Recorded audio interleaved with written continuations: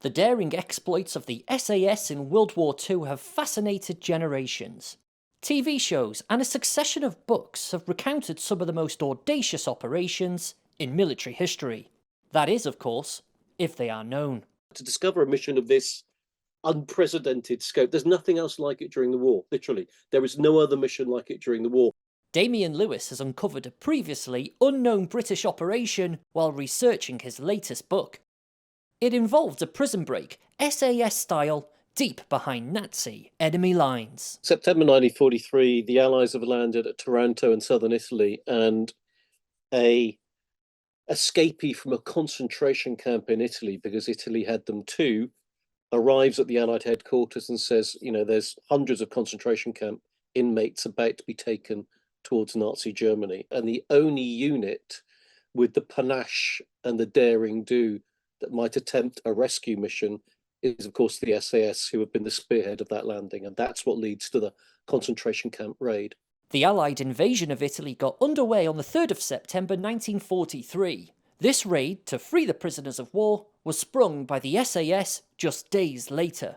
It began by storming a train station at Caetona, close to Taranto, in southern Italy.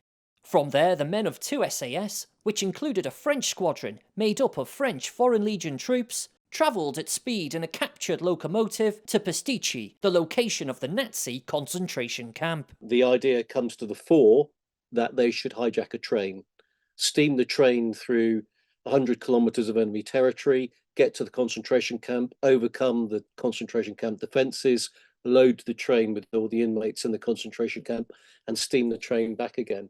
When the train arrived, the SAS stormed the camp, killing the guards. They see an Italian train steaming up to the camp. What's to be suspicious of? It's only when they burst off that train and they storm into the camp, guns blazing, that the enemy guards and the camp commander realise that this is an assault. Well, it's inconceivable that this is really happening, and they take the camp by such surprise that they manage to capture the camp commandant, this diehard Italian fascist, load him on board the train, and then load 180 concentration camp inmates onto the train, which is the maximum it can carry. The mastermind behind the operation was Major Oswald Carey-Elwes, who'd been asked to join the SAS by its founder, David Stirling.